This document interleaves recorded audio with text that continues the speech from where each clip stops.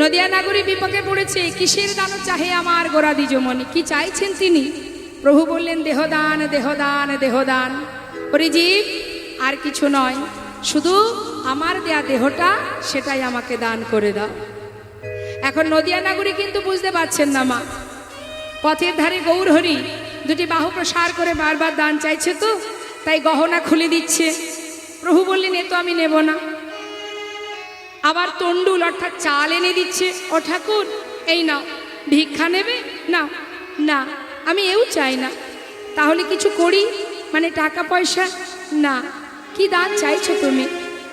বললেন দেহদান, দেহদান, দেহদান। হরিব, অর্থাৎ আমার দেয়া দেহটা দান করো।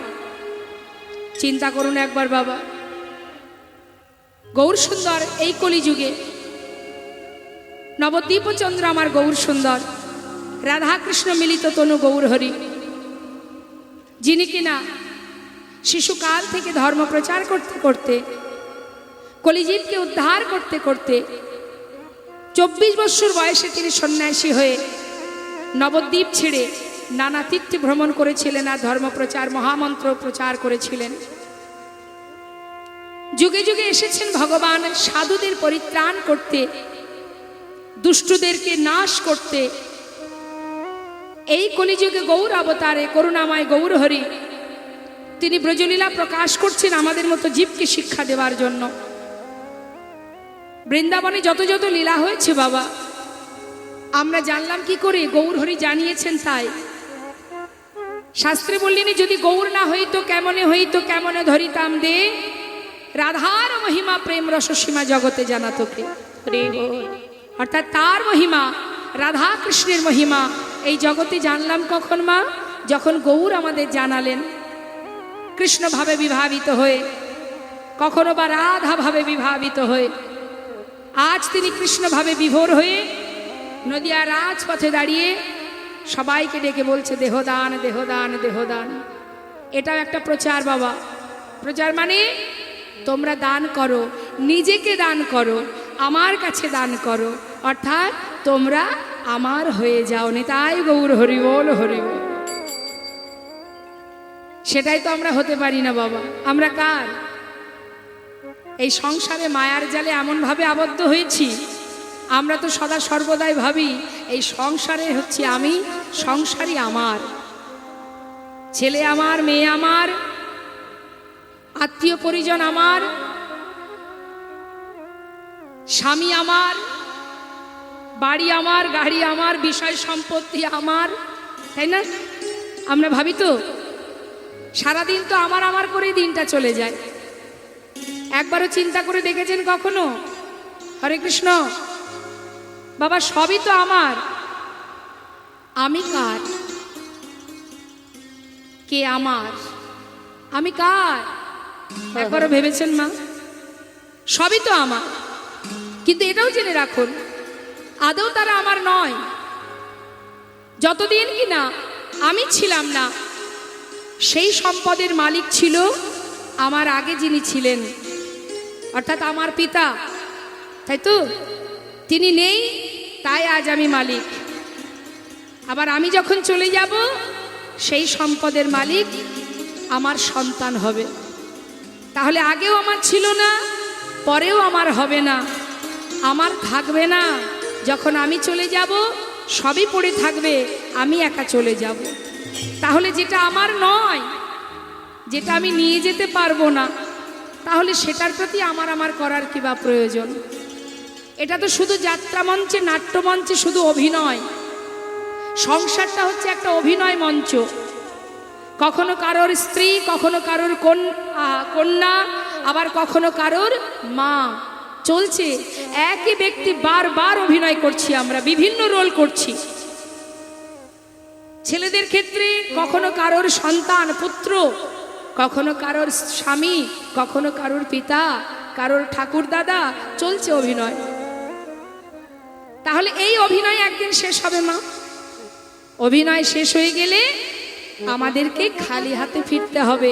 তবে সঙ্গে একটা জিনিস যাবে, একেবারে খালি হাতে আপনি যাবেন না বাবা। শাস্ত্রে বললেন খালি হাতে যাব না আমরা কেউ, সঙ্গে যাবে কি যাবে? তোমার কর্ম অনুযায়ী যে ফল, সেই ফলের বোঝাটা তোমায় কাঁধে করে নিয়ে যেতে হবে। নিতাই গৌর হরি বল। তুমি যদি পাপ করো তাহলে পাপের ফল নিয়ে যেতে হবে, যদি পুণ্য অর্জন করো তাহলে পুণ্যের ফল, সুকর্ম করলে সুফল আর কুকর্ম করলে কুফল। ফলের বোঝা তোমায় ঘাড়ে করে নিয়ে যেতে হবে, তাছাড়া আর কিছু যাবে না। তাই তো মহাজন বললেন, সংসারের মধ্যে যাদের প্রতি তুমি দায়িত্ব কর্তব্য পালন করছো, এটা তোমার শুধুমাত্র কর্তব্য, এটা তোমার কাজ, এটা তোমার ডিউটি, এটা পালন করতে হবে তোমায়। কিন্তু বাবা, এটাই আমার শেষ কাজ নয়, আমার নিজস্ব কিছু কাজ আছে। সেটা কি? কৃষ্ণ ভজন।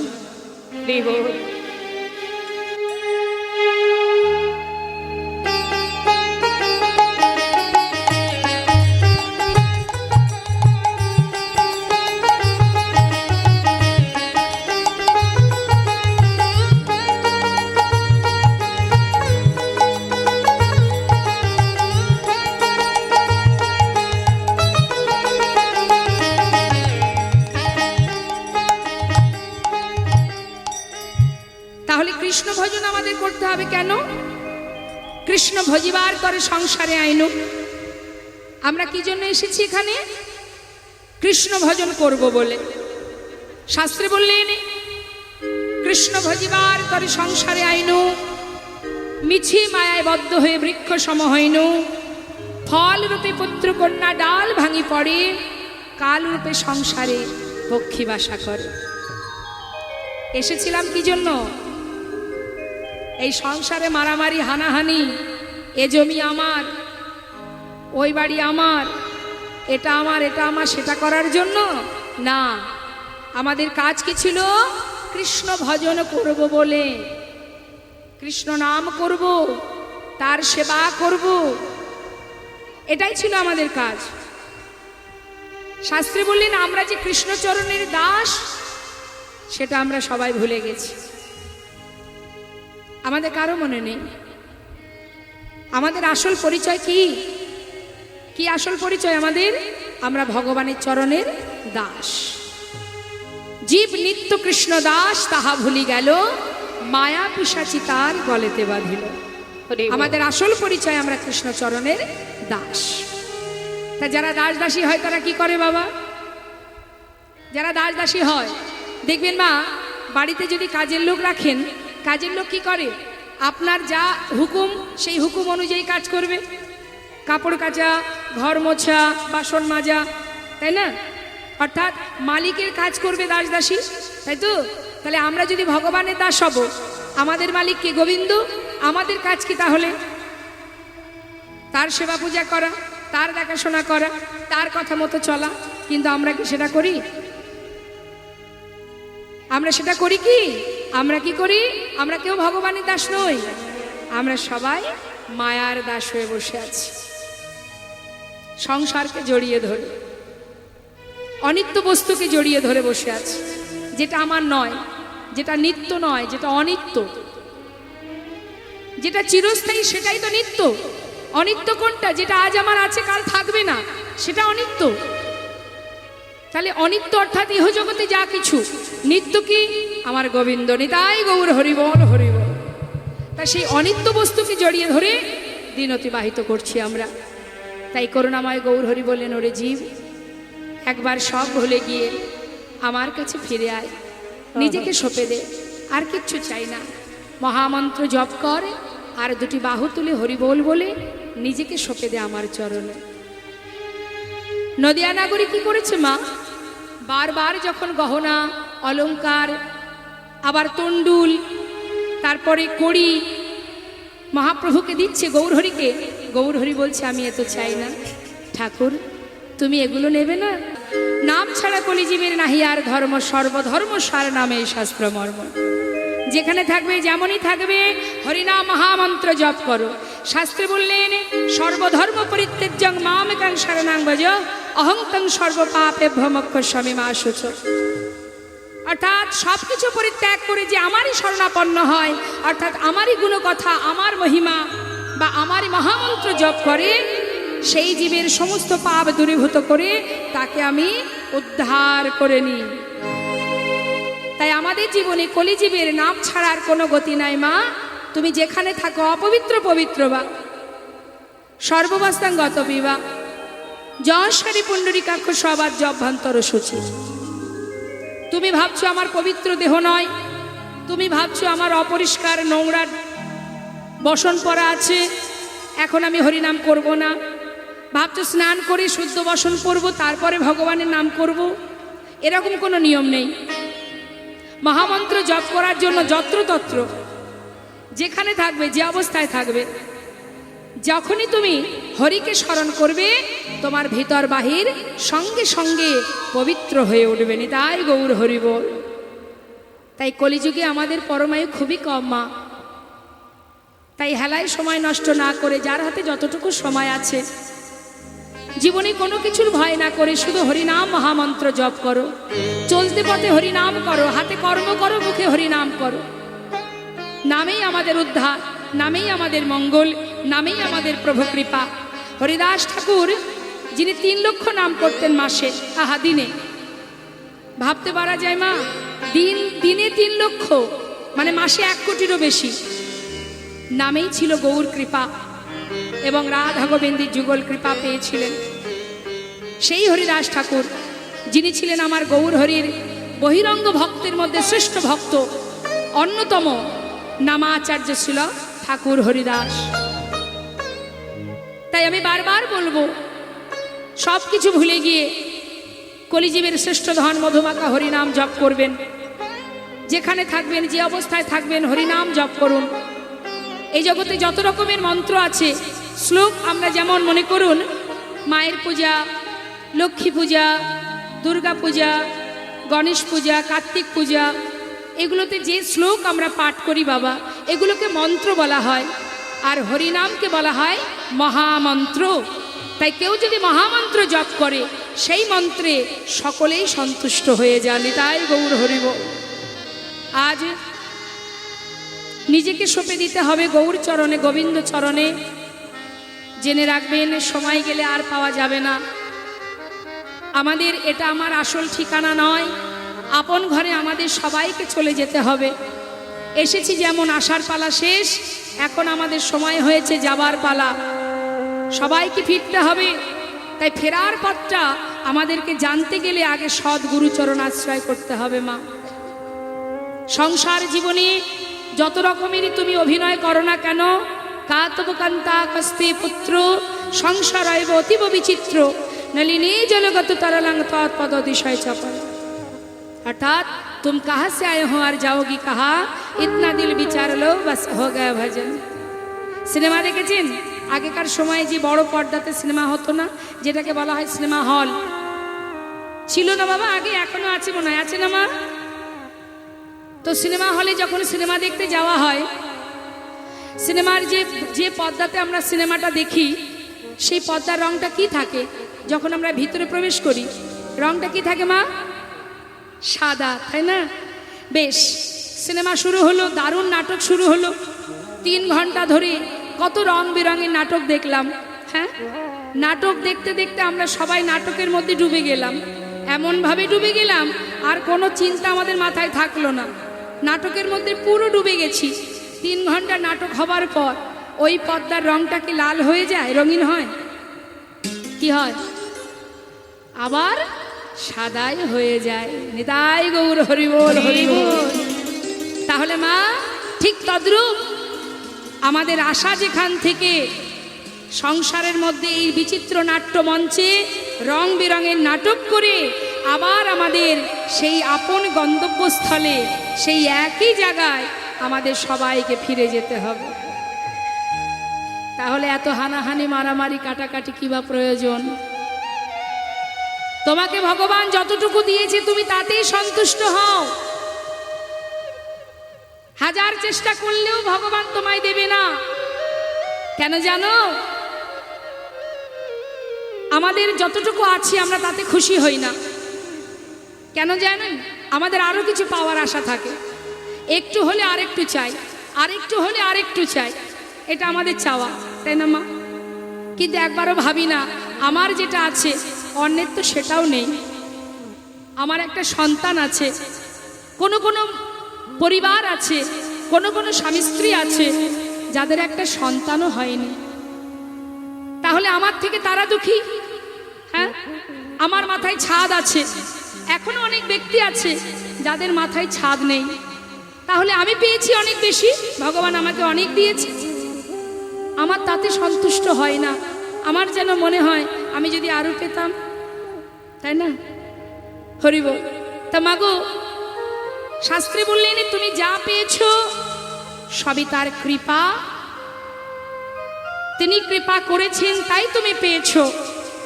আর যেটা তুমি হাজার চেষ্টা করেও পাচ্ছ না, জানবে সেটা তার ইচ্ছা, সে তোমায় দেবে না। যত সময় সে চাইবে তোমায় দেবে না। আর এই না দেওয়ার পিছনে কারণ কি? নিশ্চয়ই তিনি বুঝেছেন যে এটা দিলে তার মঙ্গল হবে না, ভালো হবে না, তাই সে দিচ্ছে না। তাই তিনি যতটুকু দিয়েছেন সেইটুকুতে খুশি হয়ে সেই আনন্দে নিজেকে গোবিন্দ চরণে সঁপে দিয়ে যদি একবার প্রভু সুখে নামের ধনে ধনী হতে পারো, সেই তো জগতের মহাধনে ধনী। ভগবানের ধনে ধনী হও, কৃষ্ণ ধনে ধনী হও, নামের ধনে ধনী হও। এই জগতের ধন আজ আছে কাল চলে যাবে, আজ যে রাজা কাল সে ভিখারি। দেখুন আজ গৌরহরি রাজপথে দাঁড়িয়ে বললেন, জীব তোর কোনো কিছু লাগবে না, শুধু বদন ভরে একবার হরি বল বল। তিনি যেভাবে খেলাচ্ছেন আমরা সেইভাবে খেলছি। আমরা মনে করি যেটা যেটা এই জগতে যা কিছু হচ্ছে সব আমার দ্বারা হচ্ছে না, তিনি যেভাবে খেলাচ্ছেন আমরা সেইভাবে খেলা করছি। জীব কোটি বাঞ্ছা করে, কৃষ্ণের যে ইচ্ছা সেই ফলই ধরে। আজ আমার গোবিন্দ যিনি দাপর যুগে সবাইকে নিয়ে সখ্য প্রেমের সখা যারা, তাদেরকে সাথে করে নিয়ে বন মাঝে আজ অপরূপ একটি খেলা খেলছেন। তা খেলা খেলতে খেলতে হঠাৎ তার সুবলের দিকে তাকিয়ে রাধার কথা মনে পড়ে গেছে। এই সুবলকে মা, হরে কৃষ্ণ, সুবল হচ্ছে প্রেমময়ী রাধারানীর জেঠতুতো খুড়তুতো ভাই। বৃষভানু, সুভানু, চন্দ্রভানু তিন ভাই। সুভানুর পুত্র সুবল, বৃষভানুর কন্যা রাধারানী, চন্দ্রভানুর কন্যা হলো চন্দ্রাবলী। এখন সুবলের দেখতে অনেকটা রাধারানীর মতো। আপনারা হয়তো অনেক জায়গায় শুনেছেন সুবল মিলন লীলা, শুনেছেন না? সুবল মিলন মানে সুবলের বেশে রাধারানী গোবিন্দ দর্শনে গিয়েছিলেন, আর সুবল রাধা সেজে রাধারানীর রন্ধনশালায় ছিলেন। তাহলে মুখের মতো মিল চিন্তা করুন বাবা, না হলে কি আর সুবল রাধা সেজে রন্ধনশালায় থাকতে পারে? এতটাই মিল। যখনই গোবিন্দ আমার সুবলকে দেখে রাধার কথা মনে পড়ে যায়। আজও সেই একই অবস্থা। খেলা খেলতে খেলতে হঠাৎ সুবলের বদন পানে নয়ন দিয়ে রাধার কথা মনে পড়ে গেছে। আর ভালো লাগছে না, খেলায় মন বসছে না। সঙ্গে সঙ্গে গোবিন্দ বলছে, সুবল তুই তো আমার মরম সখা, একবার আমার রাধারানীকে এনে দেখা পারবি ভাই? দে না, একবার আমায় এনে দে। সুবল বলছে, দেখ এই কানাই, যখন তখন তার কথা মনে পড়লে কি আনা যায়? সে যে বাদিনীর ঘরে থাকে রে। জানি না ভাই, যেমন করে হোক তাকে একবার এনে দে, আর আমার খেলা ভালো লাগছে না। তাই গোবিন্দ কি করেছে মা, যখনই রাধা ভাবে বিভোর হয়েছে, বলরাম মনে মনে চিন্তা করছে, ভাই তো নতুন কোনো লীলা করবার জন্য তার মনের ভিতরে আশা জেগেছে, আমি আছি বলে সে রাধারানীকে দেখতে যেতে পারছে না, তাহলে আমাকে একটা ছলনা করতে হবে। এখন বলরাম কি করেছে, ছলনা করে তরু বৃক্ষের তলায় গিয়ে শুয়ে আছে। যখনই শুয়েছে এমন সময় কানাই গিয়ে ডাকছে, দাদা, ও দাদা, দাদা গো। বলরাম চিন্তা করছে যে আমি যদি সাড়া দিই তাহলে ভাই যাবে না, তাই সাড়া দিচ্ছে না। আর এদিকে সুবল কানাইকে বলছে, আয় কানাই, দেখছিস না দাদা ঘুমিয়ে আছে? হ্যাঁ দেখতেই তো পাচ্ছি। শোন, আমি দাদা যখন ঘুমিয়ে আছে, আমি এই সুযোগে একবার রাধারানীকে দর্শন করে আসব। তবে শোন, যদি দেখিস দাদা উঠে গেছে, আমার কথা জিজ্ঞাসা করছে, কি বলবি জানিস তো? শুনে নে, মিথ্যা কথা বলবি না, কিন্তু সত্যি কথা বলবি। হ্যাঁ, তার মানে কি মা, মিথ্যা কথা বলা হলো না, আবার সত্যি কথা বলা হলো না। পিয়াসু লাগিয়া গিয়াছে কানাই প্রেম সরোবরের কূলে। অর্থাৎ রাধা দর্শনে গেছে, সেটা সোজাসুজি বলবি না, ঘুরিয়ে বলবি, কিন্তু মিথ্যা কথা বলিস না যেন। হরি বল। সুন্দর করে বুঝিয়ে নিজের ধেনুবৎস সখাদের হাতে দিয়ে একমাত্র মরম সখা সুবলকে নিয়ে গোবিন্দ বনপথ ধরে যাচ্ছে রাধা কুণ্ডে। মহাজন বলছেন পদাবলিতে, দেখো দেখো, আজ গোবিন্দ আমার রাধা দর্শনের বাসনা জেগেছে, তাই মনের আনন্দে ছুটছে। যাচ্ছে কেমন ভাবে? মহাজন পদাবলিতে পদের ছলে আজ আমাদেরকে শোনাচ্ছে। আজ গোবিন্দ কি করেছে? আপনার ধেনুবৎস, নিজের ধেনুবৎসগুলো সখাদের কাছে দিয়েছে। ভাই তোরা রাখবি, হ্যাঁ ঠিকঠাক দেখে শুনে রাখিস, আমি যাই একবার রাধা দর্শন করে আসি। সবার কাছে দিয়ে এবার রাধারানীকে দেখবে বলে গোবিন্দ যাচ্ছে। নাম ধরে যেই না বাঁশি বাজালো মা, গোবিন্দ বাঁশি বাজালেন। সুবল বললেন, দেখ ভাই, যদি রাধারানীকে দেখতে চাস তাহলে এক কাজ কর, এখনই যখন তখন চাইলে তো তাকে আনা যাবে না, অন্তত বাঁশিটা বাজা, সে যেন বুঝতে পারে যে তুই তাকে দেখতে চাস। তারপর ধীরে ধীরে যা খুশি করা যাবে, আগে তো তুই তাকে জানিয়ে দে যে তুই তাকে দেখবি। বাঁশি বাজাচ্ছেন আমার গোবিন্দ, কিন্তু বাঁশি বাজছে একই সুরে, যার যেমন কান সে তেমন শুনছে। গাছের পাখি সে তার ভাষায় কথা বলে, আর আমরা এক একজন এক এক রকম বুঝি, এক এক রকম শুনি। হ্যাঁ, দেখবেন এক গাছের পাখি গাছের ডালে সে তার মতো কথা বলছে মা, আর গাছতলা দিয়ে চারজন বন্ধু যাচ্ছে, তার মধ্যে একজন মুসলমান, একজন বৈষ্ণব, একজন কুমোর, আর একজন ব্যবসাদার। হ্যাঁ, তার চারজন যাচ্ছে, বিভিন্ন সবজি বিক্রি করে ব্যবসাদার, সে যাচ্ছে। তাহলে সংসারে যা করছে সব ভূতের কাজ, আমার কাজ নয়। আর এখানে যে যতটুকু কর্ম করবেন সেটুকু যার যার নিজের কাজ। দিবস রজনী আবলো তাবলো পাঁচালো পড়িতে পারো, তাহারও ভিতরে একবারও কি গোবিন্দ বলিতে নারো। দেখবেন আন কথা বলতে আমরা খুব ভালোবাসি, কি তাই না মা? আন কথা কুকথা বলতে আমাদের খুব ভালো লাগে। কার বাড়ির মেয়ে চলে গেল, কার বাড়ির বউ চলে গেল, এই যদি গল্প হতো এখানে, দেখতেন বাপরে, ওখান থেকে কেউ উঠতো না। কিন্তু কৃষ্ণ কথা শুনতে গিয়ে আমাদের যত কষ্ট। কিন্তু এটা কি আমরা জানি না যে যে কথা শোনার জন্য আমাদের মনটা স্থির নেই, চঞ্চল, সেখানে একদিন আমাকে পৌঁছাতে হবে, যেতে হবে এক সময়। সেখানে গিয়ে বিচারালয়ে বিচার দিতে হবে তোমায়। কি বিচার দেবে? হ্যাঁ, কৃষ্ণ কথা শুনতে শুনতে বাড়ি গিয়ে ঘুমিয়েছিলাম, হরি বল। কি বলবে? যেতে তো সবাইকে হবে, তাই এখনো সময় আছে। হরিনাম কৃষ্ণ নাম যেখানে হবে, যদি কোনো রকম খুব গুরুত্বপূর্ণ বিষয় প্রবলেম হয়ে থাকে অবশ্যই যাবেন, কিন্তু যদি কোনো রকম সমস্যা না থাকে, শুধুমাত্র ঘুমানোর জন্য কেউ কিন্তু বাড়ি যাবেন না।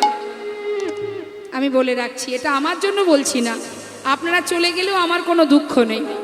আমি আমার এখানে আছি, আর ওই মন্দিরে মা আছে, মা শুনলেই আমি খুশি। আর এখানে আপনারা বসে আছেন আপনাদের কিছু পাওয়ার জন্য, কষ্ট করে বাড়ি থেকে এসেছেন কিছু পাওয়ার জন্য, চলে গেলে আমার তাতে কোনো ক্ষতি হবে না, কেমন? তাই আহা, এই যে মায়ের মন্দির, মা আছে, পরম বৈষ্ণবী মা, জীবের মঙ্গলের জন্য শুনবেন, একটি সুন্দর ভজন গাইব, শুনবেন। তা মা আমাদের মতো সন্তানকে রক্ষা করার জন্য তিনি কত না রূপ ধারণ করেছেন। পাষণ্ডদেরকে বধ করে আমাদেরকে শান্তি রেখে আমাদেরকে সুস্থ দেখবার জন্য, ভালো রাখবার জন্য তিনি নিজে চামুন্ডা হয়ে কত কি যুদ্ধ লড়াই করেছেন। আর সেই মায়ের চরণে আমরা সবাই আশ্রিত। মায়ের চরণ স্মরণ করে সেই কৃষ্ণ কথা অমৃত কথা শ্রবণে বসেছি। নিতান্তই যদি সমস্যা থাকে তবে যাবেন, মিছিমিছি ঘরে গিয়ে ঘুমানোর জন্য যাবেন না। একদিন আসবে আমাদের জীবনে যেদিন ইচ্ছা করলে চোখ খুলতে পারবো না, ঘুমাতে হবে, চিরতরে ঘুমাতে হবে। তাই আর এখন যত সময় দেহে প্রাণ আছে ঘুমিয়ে কাজ নেই, কেমন? হ্যাঁ জনে তাই এবার দেখুন কি হলো। আর কেউ কিন্তু যাবেন না, আগেই বলেছি সমস্যা থাকলে যাবেন, না এলে না। এবার কি হচ্ছে মা, আর একটা কথা, এই যে জেনারেটরটা চলছে এটা বন্ধ করবেন না, বারবার সমস্যা হচ্ছে। এত ডিস্টার্ব হলে, যেহেতু এটা কীর্তন মানেই ভক্তির জিনিস, তো বারবার পদস্খলন হয়ে যাচ্ছে। তা আজ কি করেছে, গোবিন্দ বাঁশি বাজাচ্ছেন, তার বাঁশি বাজছে, গাছের পাখি যেমন নিজের ভাষায় ডাকে, আর পিছন থেকে নিচে থেকে যাচ্ছে চার বন্ধু। কি বললাম, একজন মুসলমান, একজন একজন বৈষ্ণব, একজন কুমোর যারা মাটির জিনিস বানায়, আর একজন হলো ব্যবসাদার। এখন চারজনে বলা বলি করছে, আরে বন্ধু বল তো গাছের পাখি কি বলে ডাকছে, জিজ্ঞাসা করছে বৈষ্ণবকে। আমি বৈষ্ণব। আচ্ছা বল তো দেখি গাছের পাখি কি বলে ডাকছে, কি বলছে বল। কিছু বলেনি, পাখি কি বলছে জানো? কি বলছে? হরে কৃষ্ণ রাধা। হরি বল হরি বল হরি বল। তার মানে সে যেহেতু কৃষ্ণ নাম করে সদা সর্বদাই, তার ভাবনা চিন্তাটাও তো তাই। বলছে আমার মন বলছে, পাখি বলছে হরে কৃষ্ণ রাধা। হ্যাঁ, এবার পাশে আর একজন ভক্ত, মানে যিনি হচ্ছেন ব্যবসাদার, সে বলছে আরে না না তুই ভুল বলছিস, আমার মন বলছে হ্যাঁ বলছে পেঁয়াজ রসুন আদা। হরি বল হরি বল। আর একজন বলছে, মানে যিনি মাটির জিনিস তৈরি করে কুমোর, সে কি বলছে, এই কুমোর হাড়ি কলসি নাদা। আর একজন মুসলমান, সে বলছে ধ্যান, এই ভাইয়া ওসব কেউ কিছু বলছে না, শোন। ওই পাখি বলছে আল্লাহ রসুল খোদা। হরি বল। তার মানে কি মা, গাছের পাখি সে তার ভাষায় কথা বলছে, যার যেমন ভাব তার তেমন লাভ, এক একজন এক এক ভাবে শুনছে। তাই আজ আমার গোবিন্দ বাঁশি বাজাচ্ছে, আর কে কি শুনছে? মহাজন বললেন গোবিন্দ বাঁশি বাজাচ্ছেন, আর সেই বাঁশি কে কি শুনছে জানো? মাতা যশোমতি শোনে ননিদে মাননি, ননিদে মাননি। মা শুনছে যে গোপাল বোধহয় বাঁশি বাজিয়ে আমাকে শোনাচ্ছে, মা আমার বড্ড খিদে পেয়েছে ননিদে। আর নন্দ শোনে এই তো বাধায়ানি, এই তো বাধায়ানি। সখাগণে শোনে বাঁশি চলে গোঠে যায়, আমার রাধা রানী শোনে বাঁশি একবার ঘাটে এসরা। তাই গৌর হরি বল হরি বল। একবার ঘাটে এসরা। প্রেমময় রাধা রানী আজ রন্ধনশালায় বসে বলিছে, সখীরে ওই দেখ আমার বধূ বাঁশি বাজায়, আমি বাদিনীর ঘরে থাকি কেমন করে যাব বল। সে কি জানে না যে আমি বাদিনীর ঘরে থাকি, মন চাইলে যেতে পারবো না। যখন তখন ওই সর্বনাশা কলনাশা বাঁশি, সে কি আমার নাম ছাড়া আর কারোর নাম জানে না সখী? রাধারানী শুনলেন, মহাজন বললেন দেখো দেখো রাধা রাধা বলি কানাই পুরে মোহন বাসী, রাধা রাধা বলি কানাই পুরল মোহন বাসী।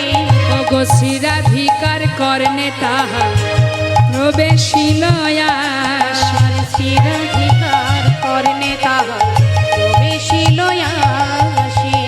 শুনি ধনী সুবদনী অথির হইয়া, শুনি ধনী সুবদনী অথির হইয়া, বলে বধূরে ভেটিতে যাব আপনার দিয়া, বধূরে ভেটিতে যাব আপনার দিয়া। রায় শেখর কহে এই কথা বটে, রায়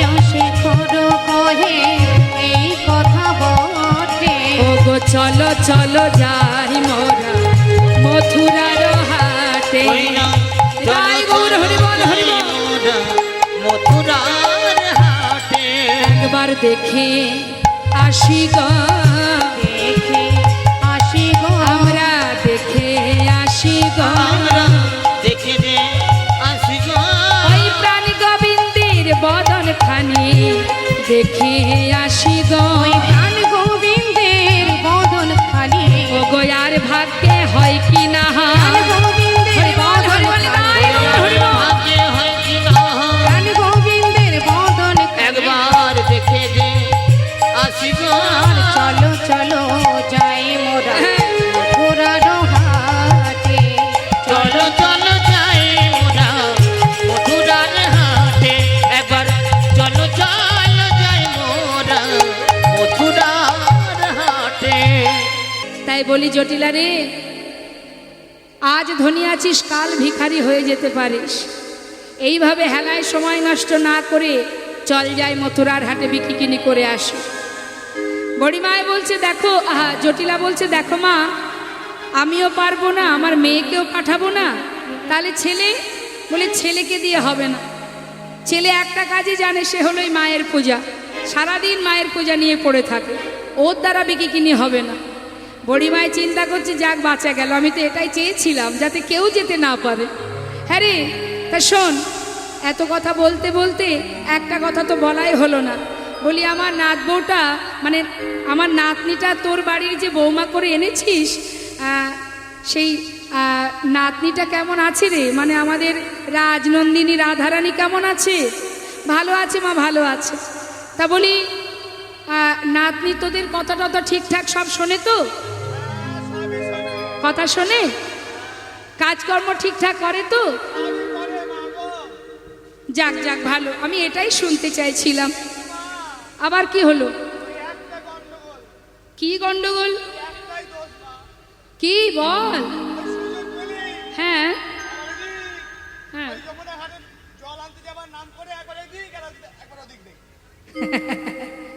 ওই এই ব্যাপার। বলছি হ্যাঁ গো মা, আমাদের বৌমা মানে তোমার নাতনির সব ভালো, দেখতে ভালো, কাজে কর্মে ভালো, কথাবার্তা ভালো, সবই ভালো, শুধু একটা সমস্যা, মানে ওই যমুনায় জল আনতে পাঠালেই একবার এদিক আর একবার ওদিক, তাই এটাই শুধু সমস্যা মা। বড়িমায় বলছি এটা কোনো সমস্যা হলো? এ তো সামান্য ব্যাপার, এর জন্য এত চিন্তা করিস? বলি শোন, এতদিনে পারলি না আমাদের নাতনির ওই স্বভাবটা ত্যাগ করাতে? কি করে পারবো বলো? তোদের দ্বারা হবে না।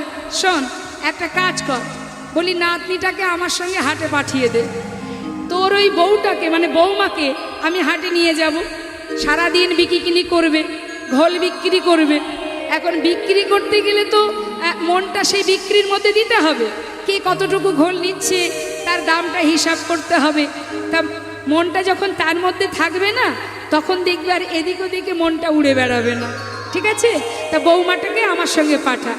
মা গো, সবই বুঝলাম, কিন্তু আমি না ভরসা পাচ্ছি না, আমি যে ওকে পাঠাবো, আমার মন বলছে ও তুমি যে নিয়ে যাবে, কিন্তু মা ওই যে কেলে ছোড়াটা আছে না, সর্বক্ষণ ওই দিকে তার মন। হ্যাঁ রে শোন, দাঁড়া, বলি ও রাজনন্দিনী, রাজনন্দিনী, এদিকে আয়, এদিকে আয়। শোন, হ্যাঁ রে, তো শাশুড়ি বলছে তুই নাকি যমুনায় জল আনতে গিয়ে এই এদিক ওদিকে তাকাতে তাকাতে যাস। ছি ছি ছি ছি ছি ছি। হ্যাঁ রে নাতনি, এমন কাজটা কেউ করে? পরের ঘরের ঘরণী হয়েছিস, ছি ছি ছি।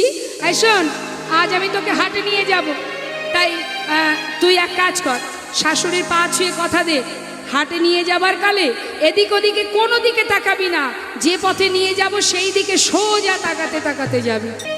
মহাজনী পদাবলীর দিকে একটু মন দিতে হবে মা। কীর্তন মানেই শুধু ভজন গান আনন্দ নৃত্য তা নয়, প্রত্যেকটা পদের মাহাত্ম্য আছে, আর মহাজনী পদ আছে বলেই আমরা ভগবানের লীলা আস্বাদন করতে পারি। এই যে মহাজন পদাবলীতে লিখলেন রাধা ভাবে বাধিত হয়ে, রাধারানী কি দুঃখ করছেন?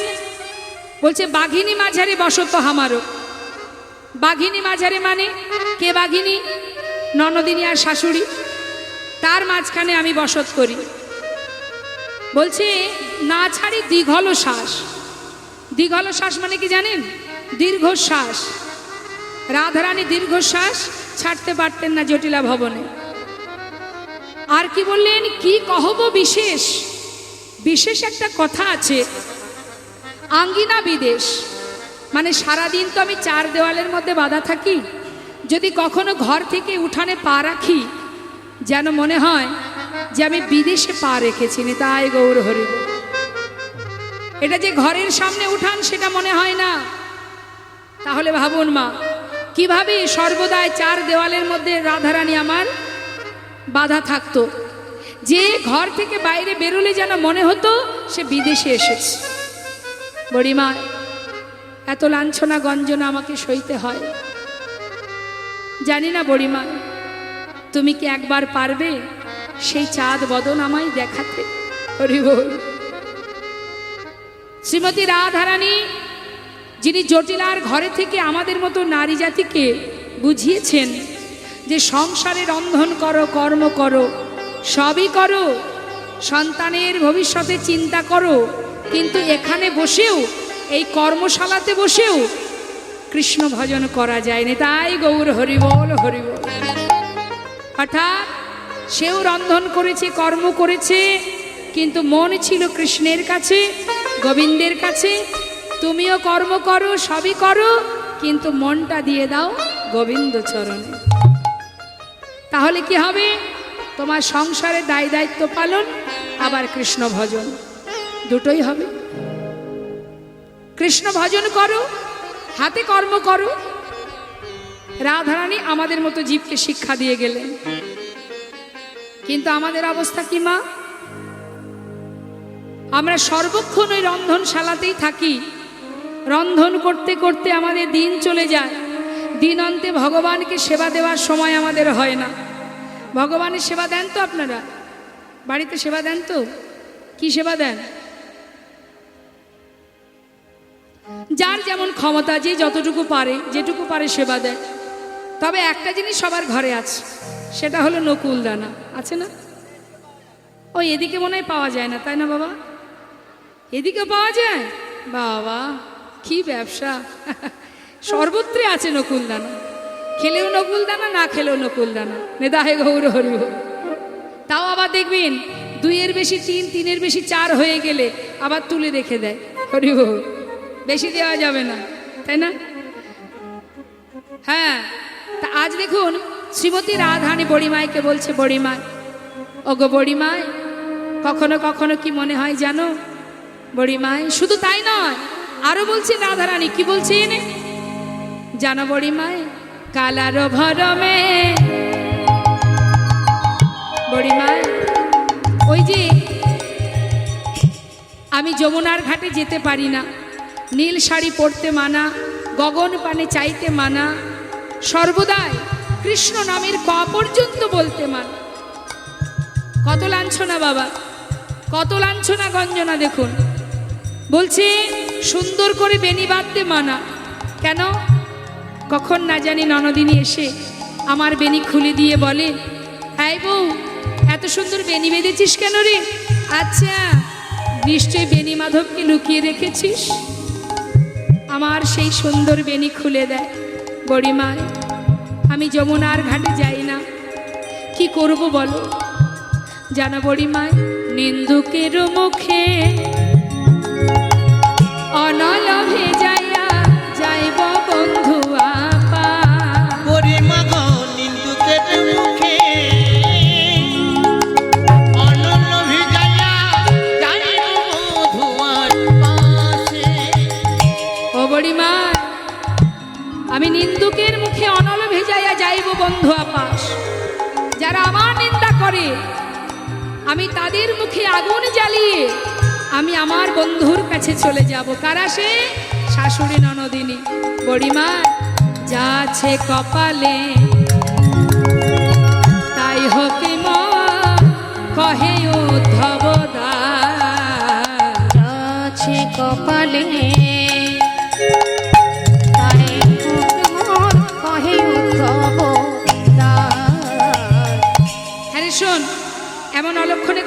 বলে? ছি ছি ছি ছি ছি। বলি শোন, এমন কথা বলিস না। আমি বলি শোন, তুই সেজে গুজে পসরা সাজিয়ে নে, চল। গোবিন্দ পথের ধারে দাঁড়িয়ে আছে, সে পসরা নিয়ে গোবিন্দ সেবার পসরা সাজিয়ে চল আমরা যাত্রা করি, গোবিন্দ দর্শনে যাব, আর দেরি করিস না। রাধানি আনন্দ ধরছে না, বড়িমায়ের কথা মতো এবার পসরা সাজিয়েছে। শাস্ত্রে মহাজন বললেন, দেখো দেখো, মোহনা মুরলী রবে, মুরলী রবে, ওই না মোহন মুরলী রবে, আকুল করিল সবে, মোহন মুরলী রবে, আকুল করিয়া ভাবে। আরি চিত ধরনে না যা আয় রে, আহা বলি রে আর ঠিক, আহা বলি রে আর ঠিক, আহা বলি রে আর ঠিক, ধরুন না যা ও বড়িমা চলো চলো বড়িমা, মথুরা রবিকে যায়। চলো চলো বুড়িমাই মথুরা রবিকে ওই যায়। চলো চলো, ওই দেখো চলো চলো পরিবার মথুরা রবিকে যা। নানি ছলে ভেটিব কানা, আরে গান ছলে ভেটিব কানা,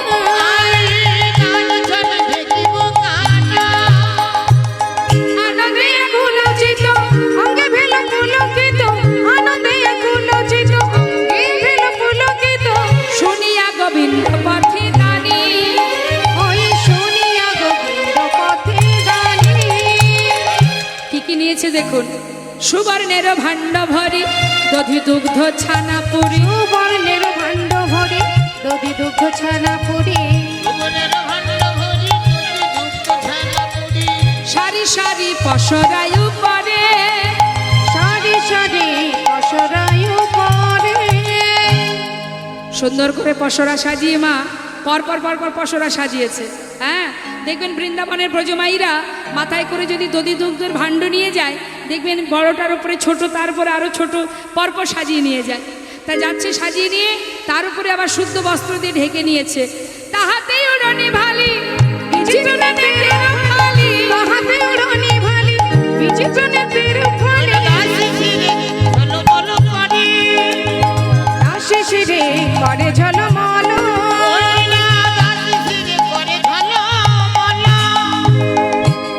কিরে সাজানো হলো?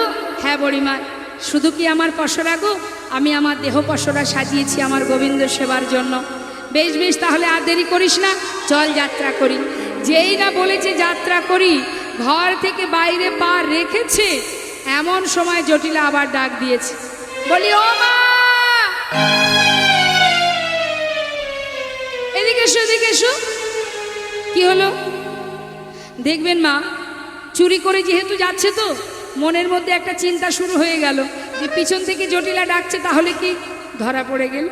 হ্যাঁ, কিরে এই ডাকছিস কেন? ও মা, এই শোনো না, এদিকে এসো না। কি হয়েছে বল?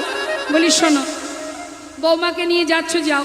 আমার বৌমা প্রথম হাটে যাচ্ছে, তা বলি যাত্রাকালে সাবধান, তোমাকে স্মরণ করিয়ে দিই। হ্যাঁ, দেখো মা, যেন তার নামটি করো না, যেন তার নামটি করো না, তার নামটি করো না, যে নামে বউ পাগলিনী তার নামটি করো না, ওই যে নামে বোপা গলিনি তার নামটি করো না। বড়িমাই কি বুঝতে পারছে না মা কার কথা বলছে? চিন্তা করছে মনে মনে, রে জটিলে, মুখে উচ্চারণ করছিস না, ইশারা করে বোঝাচ্ছিস। আমিও তো কম নই রে, তোর মুখে শুনবো তবে আমি হাটে যাব। বলবি না, বলতে তোকে হবে। তিনিও কি করেছেন, ছলনা করে বলছে, হ্যাঁ রে, এই জটিলে, এই তার নামটা করো না মানে কার নাম রে?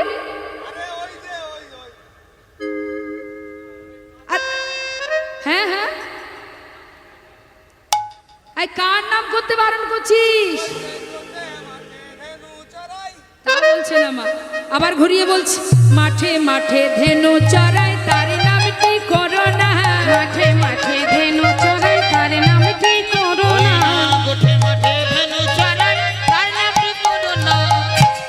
মাঠে মাঠে, আচ্ছা বুঝেছি বুঝেছি বুঝেছি। আরে তুই শ্রীদাম সুদাম এদের কথা বল। বড়িমায় চিন্তা করছে সোজাসুজি বললেই তো হয়, বলবি না যখন আমিও তো ছাড়বো না।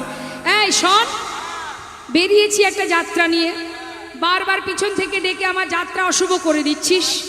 দেরি না করে হেয়ালি না করে সোজা সবটা বলে দে, তুই কার কথা বলছিস?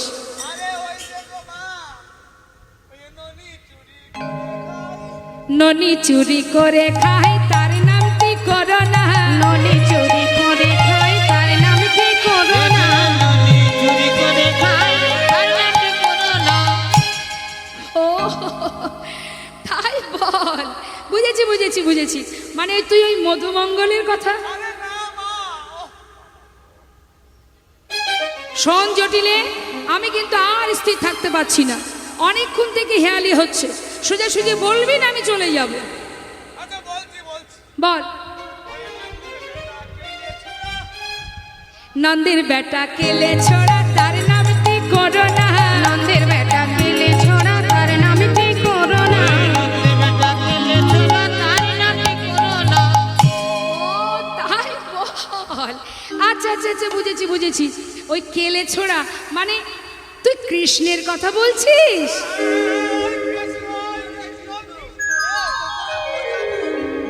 যেই না মা বলেছে কৃষ্ণের কথা বলছিস, তখন তারাও কিন্তু সেই একই ঝোঁকে তারাও বলে ফেলেছে, হ্যাঁ হ্যাঁ ওই কৃষ্ণ কৃষ্ণ। মনে মনে বড়িমায় বলছে, এই তো বললি, এত কেন হেয়ালি করলি বাবা? আরে দূর, ওর নাম কেন করব? হ্যাঁ, আমরা ওর খাই না পড়ি, ওর নাম করতে যাব?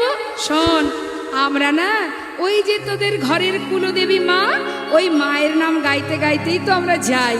মা, আমি তো সেই কথাটাই বলছিলাম, আমাদের ঘরের কুলদেবী শ্যামা মায়ের নাম, সেই নাম যেন আমার বৌমা জপ করে। হ্যাঁ রে হ্যাঁ, এবার নতুন কিছু, আমরা তো ওই নামই করি রে। যাক যাক যাক, তাহলে আর আমার চিন্তা নেই। যাও মা যাও, তোমাদের যাত্রা শুভ হোক। এবার বড়িমায় বলছে, সর্বনাশ। হ্যাঁ রে আইব ও নাতনি, শ্যামা মায়ের নাম গাইতে গাইতে চল। শ্রীমতী রাধানী বলছে, বড়িমায়। শ্রীমতী রাধানী যাচ্ছে কৃষ্ণ বলতে বলতে, আর সখীরা যাচ্ছে রাধা বলতে বলতে। আসছে, কিন্তু গোবিন্দ দাঁড়িয়ে আছে। মা কোথায় দাঁড়িয়ে আছে? পথের ধারে দানি সেজে। জনিদা কেন দাঁড়িয়ে আছে? দান নেবে বলে। হ্যাঁ, দান 3 রকমের মা, দান 3 প্রকারের, তামসিক দান, রাজসিক দান, সাত্ত্বিক দান। এই যে রাজসিক দানটা কেমন? আপনি অনেক টাকা হরিবাসরে ডোনেশন করলেন, ডোনেশন করা মাত্রই আপনার ভিতরে একটা অহংকার জন্মে গেল। আপনি মনে মনে ভাবলেন, এত টাকা আমি দান করেছি, সে 50,000 হোক 1 লাখ হোক, আমি যখনই যাব হরিবাসরে সবাই আমাকে বড় আসনটা দেবে, আমার নাম বারবার মাইকে ঘোষণা করবে। এটা হচ্ছে অহংকার, এটাকে বলা হয় রাজসিক দান। এই দান করে যদি কেউ অহংকার করে বসে, সেটা বৃথা, কোনো লাভ নেই। কাকে দিচ্ছ তুমি? কার জিনিস কাকে দিচ্ছ? তোমার কিছুই নেই, যিনি দিয়েছিল তুমি তাকেই দিচ্ছ।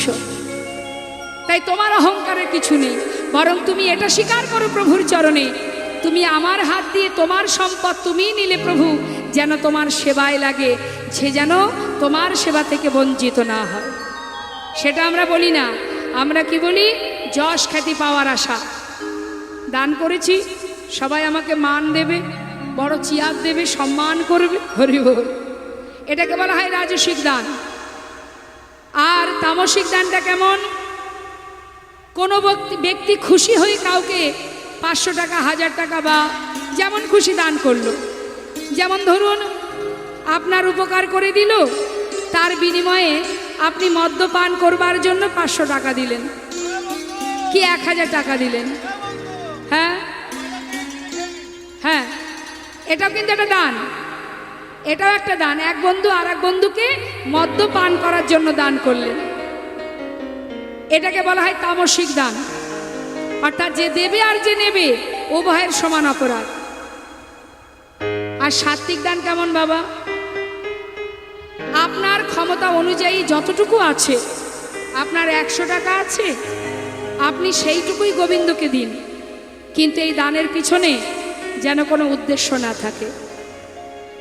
আমরা উদ্দেশ্য ছাড়া ভগবানের জন্য কিছু করি না, করি যে যতটুকু করি তার থেকে দ্বিগুণ চেয়ে বসি, যা কিছু করি। ছেলের যদি চাকরি হয়, ওগো মা তাহলে তোমাকে বাড়িতে এনে আমি ধুমধাম করে পূজা দেব, মানে চাকরি হলে তুমি আমার বাড়ি আসতে পারবে, না হলে আসবে না। হরিব। আমার যদি দোতলা বাড়ি করতে পারি কি একটা গাড়ি কিনতে পারি, হরিবাসরে আমি 20,000 টাকা ডোনেশন করে দেব, দিলে পাবে না দিলে পাবে না। উদ্দেশ্য ছাড়া ভগবানকে কিছু আমরা দিই না। কিন্তু প্রকৃত ভালো কে বাসে বাবা? আপনারা সবাই জানেন প্রকৃত ভালোবাসা কাকে বলে।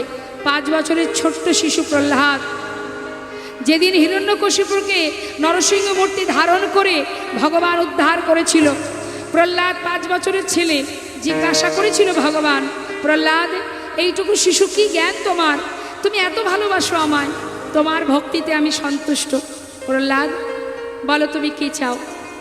প্রহ্লাদ বলেছিল, দয়াময় তোমার কাছে আমি আর কি চাইবো বলো?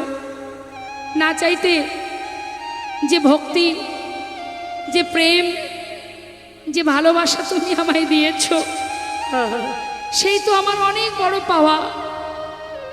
প্রহ্লাদ আমার মনে বড় বাঞ্ছা, তোমায় কিছু দেব, বলো না কি দেবে? স্বর্গমাত্র পাতালে রাজা হবে, আমি রাজা করে দেব। না। তাহলে কি তুমি আমার মতো ভগবান হবে? না। তাহলে বলো কি নেবে? 5 বছরের ছেলে মা।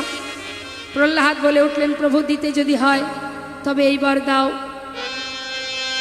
জীবনে যতদিন এই ধরাতে বেঁচে থাকব, আমার এই মুখে তোমার কাছে কোনো কিছু চাইবার যে ইচ্ছা, সেটুকু যেন আমার ভিতরে না আসেনি। তাই তোমার কাছে চাইবার ইচ্ছাটুকু যেন আমার ভিতরে না জাগে, শুধুমাত্র এইটুকু তোমার কাছে আমার চাওয়া। কথা দাও প্রভু। কৃষ্ণ ভক্ত সুদামা জীবনের সর্বস্ব ত্যাগ করেছিল মা। অবশেষে গাছতলায় এসে দাঁড়ে দাঁড়ে ভিক্ষা করে দিন কাটতো তার। শুধু মুখে কৃষ্ণ কৃষ্ণ কৃষ্ণ কৃষ্ণ নাম ছাড়া সে কিছুই বলতো না। মুখে কৃষ্ণ নাম, সর্বস্ব হারিয়েছিল কিন্তু কৃষ্ণ নাম কখনো ভোলেনি। তাই তো ভগবানের সিংহাসনে ওই দ্বারকাতে ভগবানের সিংহাসনে, সোনার সিংহাসনে সুদামা বসেছিলেন। সেই তো মহাধনে ধনী, যেজন ভগবানের ধনে ধনী, কৃষ্ণ ধনে ধনী। তার উপরে নির্ভরশীল হতে হবে মা। আমরা আমাদের পরিবারের প্রতি নির্ভরশীল হই, সন্তানের প্রতি নির্ভরশীল, স্বামীর প্রতি নির্ভরশীল, পরিবারের প্রতি মা বাবার কাছে নির্ভরশীল। মানুষ যখন তখন বদলায়। জগতে এমন একজন আছে যে তোমার আসা থেকে যাওয়া পর্যন্ত তোমার মাথার উপরে ছায়ার মতো আছে, শুধু তুমি দেখতে পাচ্ছ না। তোমার কাছে দেখার নয়ন নেই।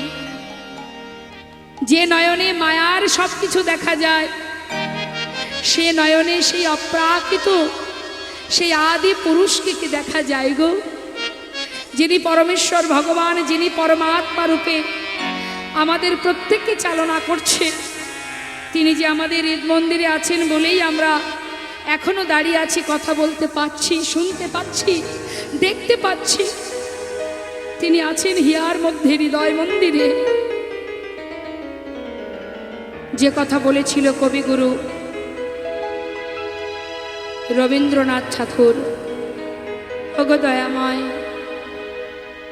হে করুণাময়, আমার হিয়ার মাঝে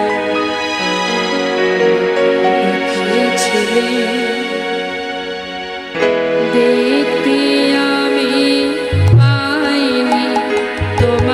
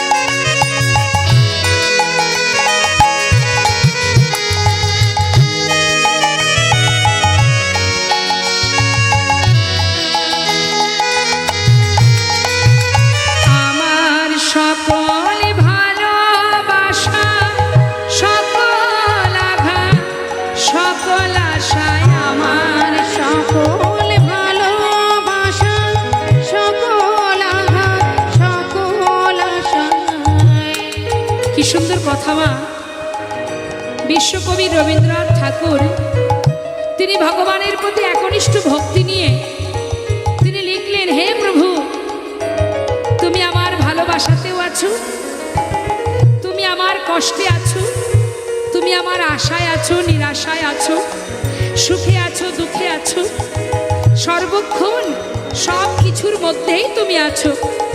তুমি আমার কাছে আছো, কিন্তু আমি তোমার কাছে না গিয়ে সর্বদাই বাহির পানে খুঁজে বেরিয়েছি। আমার সকল ভালোবাসা, সকল আঘাতে, সকল আশায় আমার মিছিলে আমার কাছে তুমি ছিলে, আমি তোমার কাছে যাই। আমার হিয়ার মাঝে লুকিয়েছিলে, দেখতে আমি পাইনি তোমায়, দেখতে আমি পাইনি। আমার হিয়ার মাঝে লুকিয়েছিলে, দেখতে আমি পাইনি তোমায়, দেখতে আমি পাইনি। ডাকতে ডাকতে যাচ্ছে, কিন্তু উদ্দেশ্য রাধারানী মন্দিরে যাবে। যেই না জটিলা ভবনের সামনে এসে দাঁড়িয়েছে, ডাক দিচ্ছে বুড়িমা, এই জটিলে, এই কি হলো? কুটিলে। এই কে রে? নাম ধরে ডেকেছে তো বাবা, একটু মানে বেঁধে গেছে কুটিলার। এত বড় সাহস!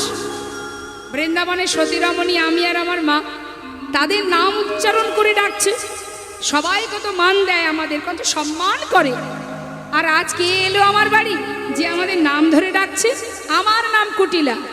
আজ আমি ওকে ভালো মতো শিখিয়ে দেব কাকে কেমন করে সম্মান দিতে হয়।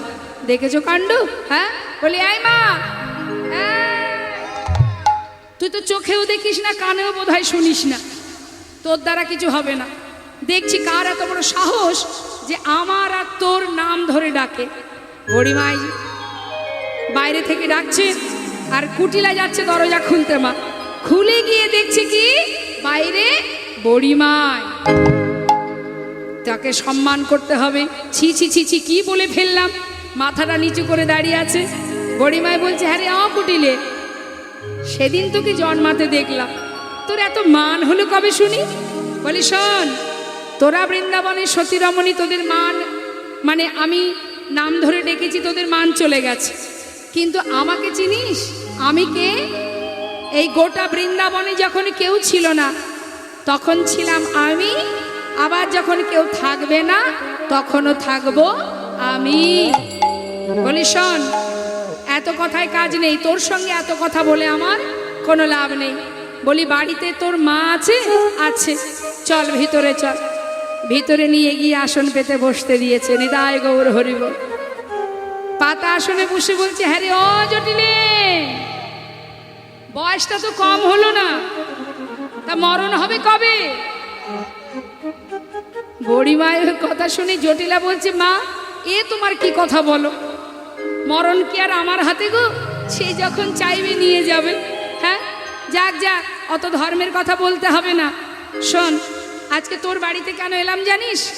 শুনলাম মথুরার হাটে ঘিয়ের দরে ঘোল বিক্রি হচ্ছে। আমার শুনেছেন কখনো যে ঘোল ঘিয়ের দরে বিক্রি হয়? বলছে শুনলাম যে ঘিয়ের দরে, মানে ঘিয়ের দামে ঘোল বিক্রি। তা এত সুন্দর একটা সুযোগ পেলাম, চারিদিকে দধি দুগ্ধ সব পচে গলে নষ্ট হচ্ছে। তা ভাবলাম যে আমি তো হাটে যাব, তোদের ভালোই আমি সারা জীবন চেয়ে এসেছি, যদি আমার সঙ্গে যাস।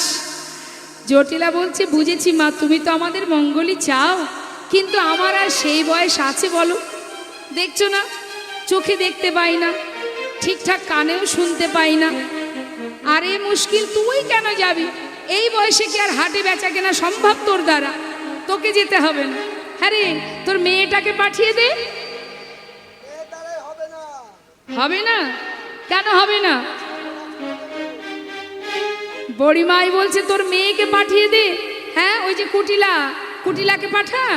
যা বলেছো বলেছো, আর বলো না মা, আমার মেয়ে যদি হাটে যায় সর্বনাশ হয়ে যাবে মা গো।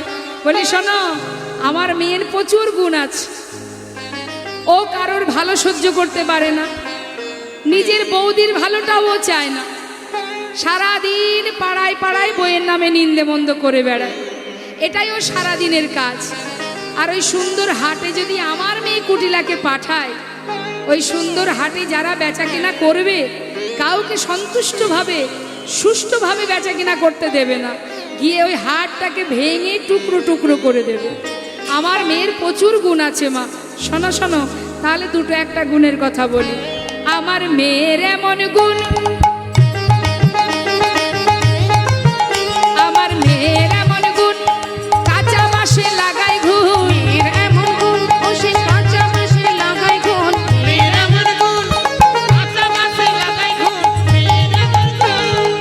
মেয়ের এমন গুণ, জলেতে লাগায় আগুন। মেয়ের এমন গুণ, ও সে জলেতে লাগায় আমার আগুন। মেয়ের এমন গুণ, জলেতে লাগাই আগুন। মেয়ের এমন গুণ, কাঁচা বাঁশে লাগাই ঘুণ। মেয়ের এমন গুণ, ও সে কাঁচা বাঁশে লাগায় গুণ। মেয়ের এমন গুণ, কাঁচা বাঁশে ঘুণ ধরাতে পারেন আপনারা? আছে সেগুন? জলে আগুন লাগিয়েছেন কোনোদিন? কুটিলার সেগুন আছে।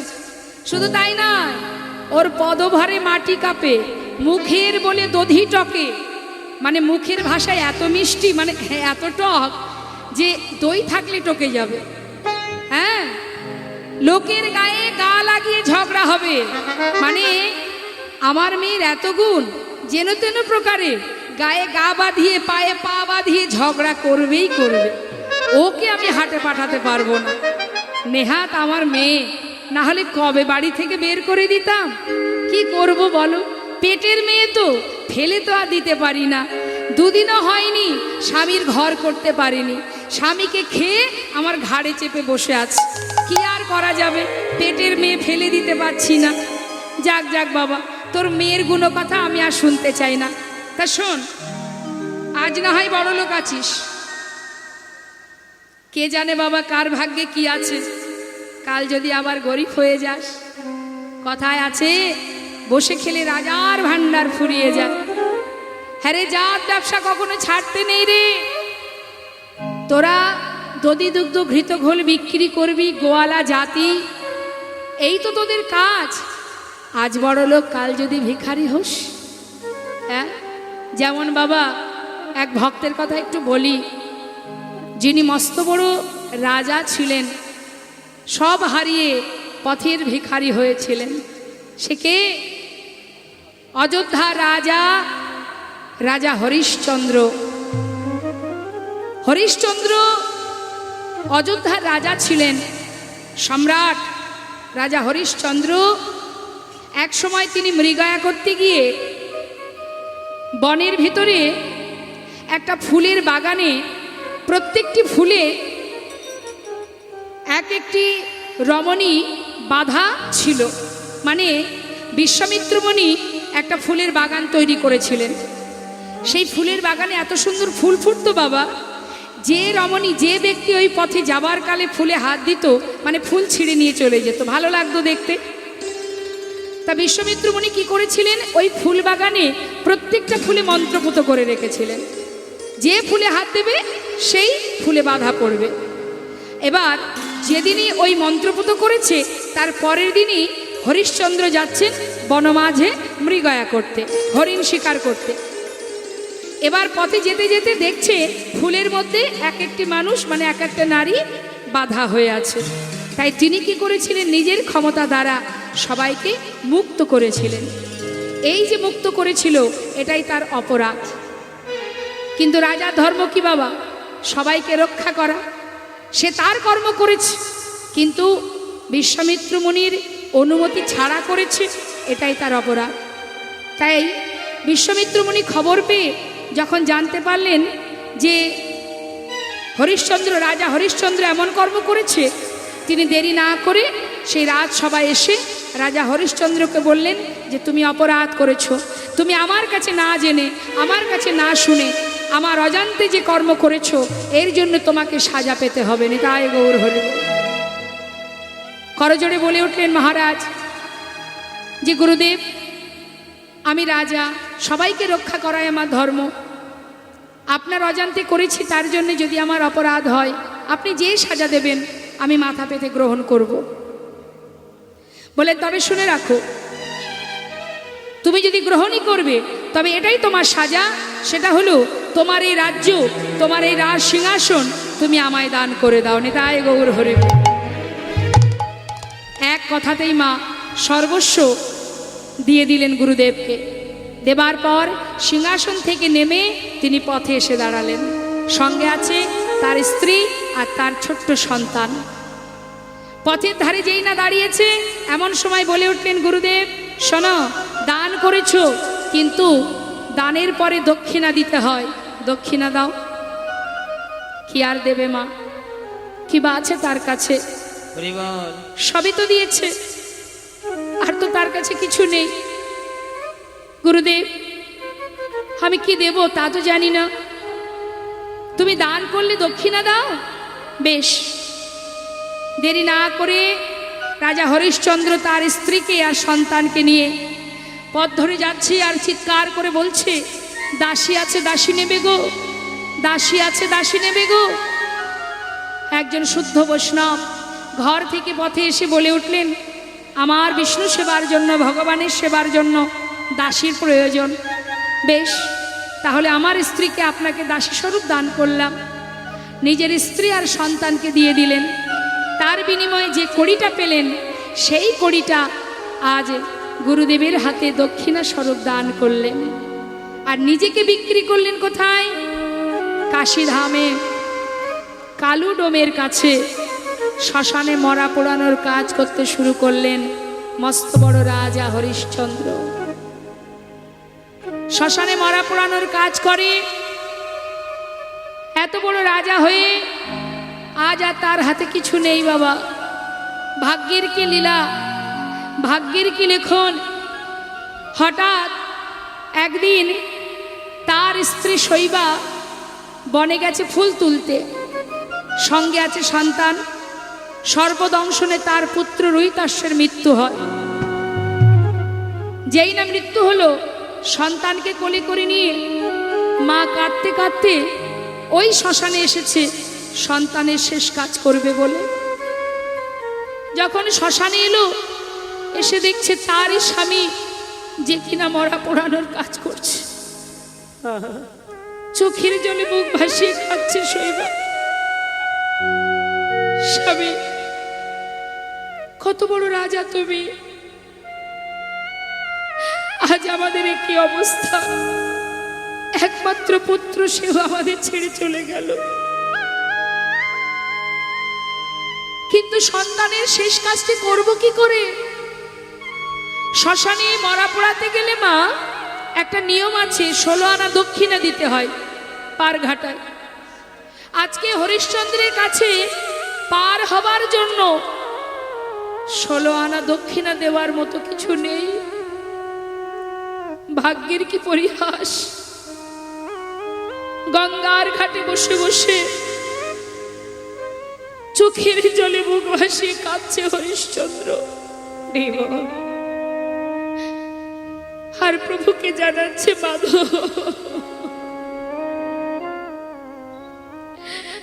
এ তোমার কেমন লীলা। এমন সাধের রাজ্য ছেড়ে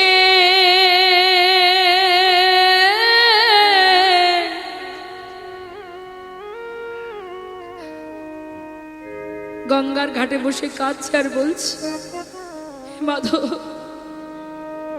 হেমন সাধের রাজ্য ছাড়ি প্রভু হলাম আমি দিন ভিখারি গো।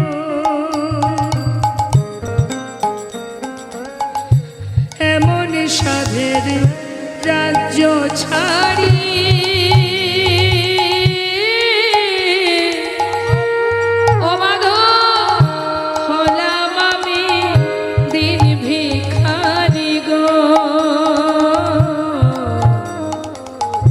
কি মাধব রে,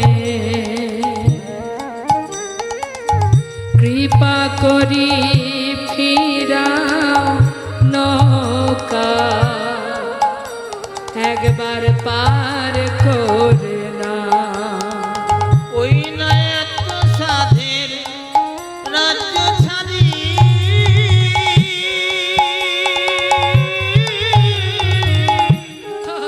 মাধব হলাম আমি দিন ভিখারি ও কি মাধব রে তোরা করে ফিরাও নৌকা পার করে দাও পুবের বেলা গেল গড়ি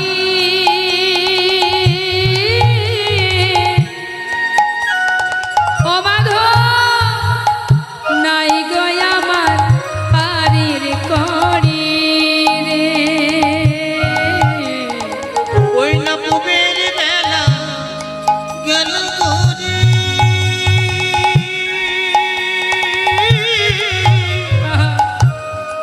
মাধবের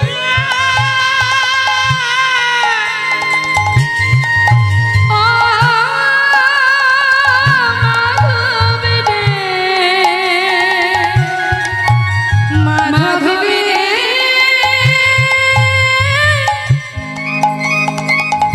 ও মাধব রে, ওই না পুবের বেলা গেল করে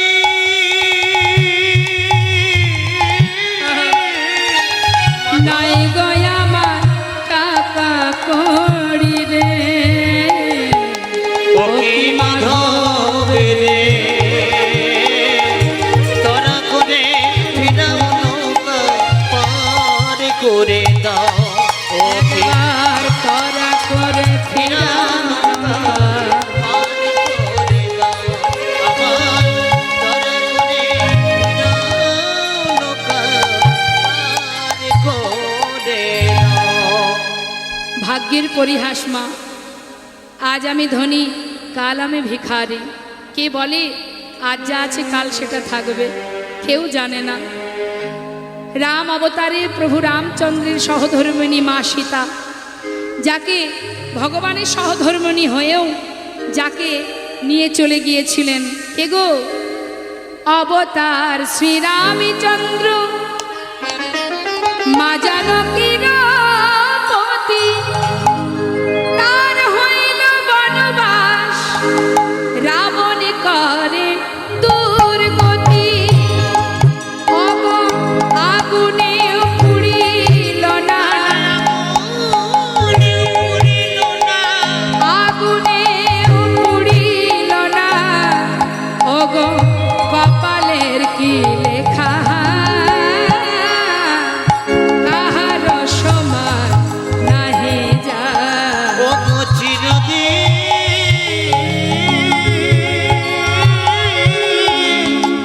কাহার সমান নাহি আজকে যে রাজা ধীরাজ, আজকে যে রাজা ধীরাজ, কাল সে ভিক্ষা চায়। কাহার সমান নাহি জানে ও গো চিরদিন কাহার সমান নাহি জানে আজ প্রাণ গোবিন্দ আমার, তিনি দুটি বাহু প্রসার করে দান চাইছেন সবার কাছে, রিজিব একবার দান দাও। আর এদিকে রাধারানী সখী বেষ্টিত হয়ে আসছে মা। আস্তে আস্তে গোবিন্দকে দর্শন করলেন। দর্শন করা মাত্রই আজ গোবিন্দ কি করলেন? দূর থেকে রাধারানীকে দেখে দুবাহু প্রসার করে দাঁড়ালেন। মহাজন বললেন, দেখো দেখো আজ গোবিন্দ কি বলছে, কোথায় যাও হে গোয়ালিনী,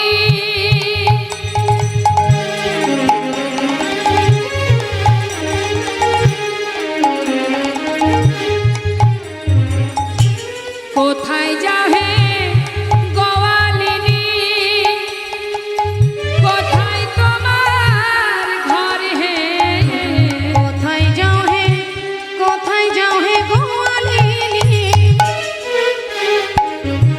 কোথায় তোমার কিসের পসরা ওই দাসী, নাকি সেন পথরা দাসী কিসের পসরা দাসী, কিসের পসরা ওই না মাথার হৃদয় গুণ হরিবল হরিবল। ওই মাথার পরে গো জানো নাকি এই পথে আমি মহাদারী। এই যে দাঁড়াও দাঁড়াও সুন্দরীগণ, অসময়ে ভর দুপুরে যার যার ঘরের কুলবধূ এই অসময়ে ঘরের বউ পথ ধরে যাচ্ছ কোথায় বলো? সখীরা বলছে আরে তুমি কে হে, তোমাকে এত কথার উত্তর দিতে হবে? তোমায় তো আমরা চিনি না। গোবিন্দ বলছে আমায় চেনো না? শোনো তাহলে, ঘাটেরও ঘাটিয়াল আমি, ঘাটের ঘাটিয়াল মানে এই ঘাটের পারের মাঝি আমি, ঘাটেরও ঘাটিয়াল আমি, পথের মহাদানী। ঘাটেরও ঘাটিয়াল পথের মহাদানী। দান দিয়ে যেতে হবে, দান দিয়ে যেতে তোমার হবে। গান দিয়ে যেতে হবে শুনো বিনোদিনী, শুনো বিনোদিনী। তোমার দান দিয়ে যেতে হবে তোমার দান দিয়ে যেতে হবে শোনো বিনোদিনী, শোনো বিনোদিনী। এই যে বলি শোনো শোনো, দান দিয়ে তারপরে যাবে। আরে তোমাকে দানি হিসেবে কে নিযুক্ত করেছে? আমরা তো কখনো তোমাকে আগে দেখিনি। নিতুই নিতুই ওই মথুরার হাটে গিয়ে ক্ষীর সর নবনী বিকিকিনি করো, কিন্তু কংসের দ্বারে কখনো তো কর দাও না। তোমরা কি জানো না মহারাজ কংস যাকে বছরের শেষে কর দিতে হয়? তাই আমাকে মহারাজ দানি হিসাবে নিযুক্ত করেছে। বাবা আর কাউকে পেল না? যার কোনো গুণ নেই সেই নিগুণে এক পুরুষ, যাকে করেছে পথের দানি। হ্যাঁ বলি শোনো, কি গুণ আছে তোমার যে গুণে তোমায় দানি করেছে? লেখাপড়াও তো শেখনি, বলি হিসাব নিকাশ জানো? হে, সারাদিন তো মাঠে ধেনু চড়িয়ে বেড়াও। মহারাজ আর খুঁজে খুঁজে কাউকে পেল না, তোমাকেই চাকরিটা দিল। শোনো, এখন আমাদের কাছে কড়ি নেই, আমরা এখন চলেছি মথুরার হাটে, আসার পথে দান দিয়ে যাব।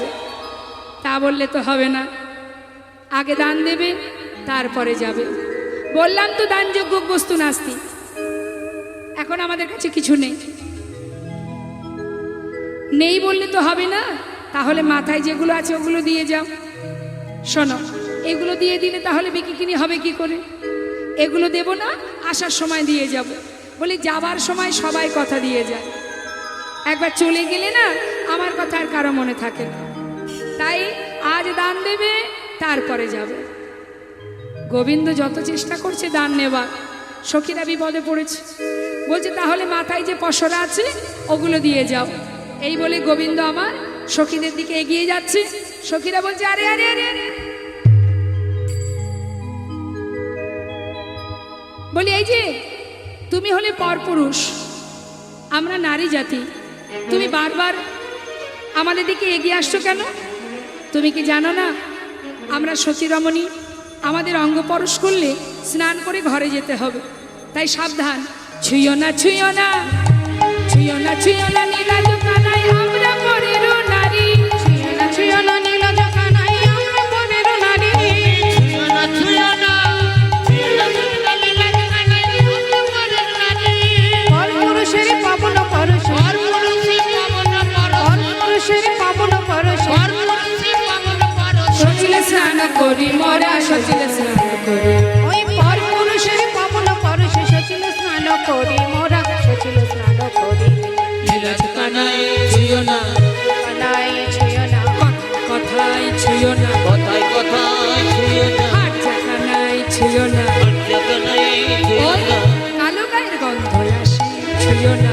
কালো গায়ে গন্ধ আছে ছুঁয়ো না এই যে ছি ছি ছি ছি, সারা গায়ের রং কুচকুচে কালো, ভ্রমরের মতো কালো, ওই কালো গায়ের গন্ধ আসছে। যাও যাও যাও, দূরে দূরে সরে যাও, লজ্জা করে না? নীলাজ কানাই, যাও দূরে যাও, আমাদের ছোবে না। শোনো, আমাদের রাধারানীকে ছুতে গেলে না তোমাকে সাধনা করতে হবে। হ্যাঁ, অত সহজে আমাদের রাধারানীকে ধরা যাবে না। সাধনা করো। গিরি গিয়া যদি গৌরিয়া রাধন বাণী করো কনক ধুমে, গিরি গিয়া যদি গৌরিয়া রাধন পান করো করো ঘুমে, কামে সাগরে কামনা করো বেনি বদরিকাশ্রমে। কামে সাগরে কামনা করো বেনি বদরিকা শ্রমে। কথাটা কি বললেন বাবা? গিরি গিয়া যদি গৌরী মায়ের আরাধনা করো, পান করো কনক ধুমে, কাম সাগরে কামনা করো হবে নিবদরিকাশ্রমে। সরজয় উপরাগে সহস্র সুন্দরী যদি ব্রাহ্মণ করো তবু হবে নাহি তোমার শকত আমাদের রায় অঙ্গে দিতে হয়। গোবিন্দ দাসের বচন মানহ না করো এমন ঢঙ্গ, জয়ী নাগরী অরসয়াগরী করো তা করো সঙ্গ। মহাজন বললেন, না করো এমন ঢঙ্গ, করো তা করো সঙ্গ। মানে এমন রং ঢং করো না, করো তা করো সঙ্গ, অর্থাৎ তার সঙ্গ করো, সময় গেলে আর পাবে না। সময় করিয়া পত্রী ধরিয়া যেবা চলে দ্রুত গতি, সময়ের শেষে অনায়াসে সে যেন চলে যায় আপন বাস। সময় চলে গেলে আর পাবে না।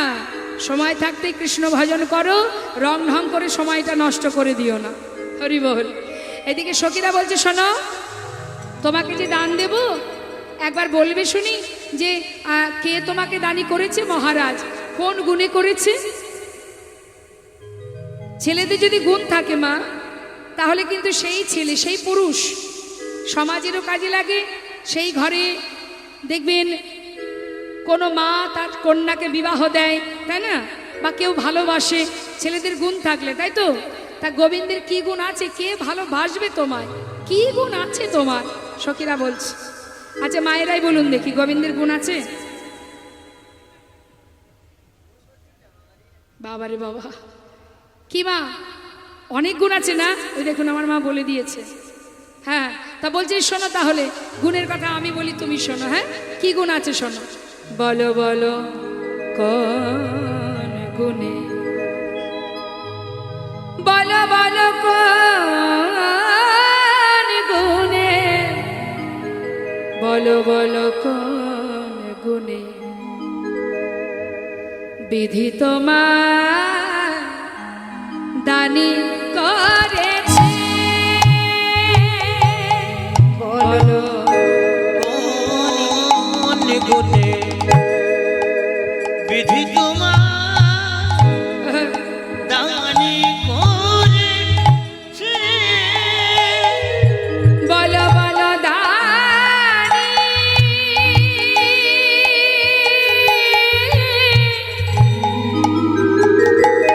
দানি করেছে, দানি করেছে। বলো দানি করেছে। বলো কোন গুণে বিধি তোমার দানি করেছে, করেছে। কোন গুণে বিধি তোমার দানি করেছে। তুমি রূপেতে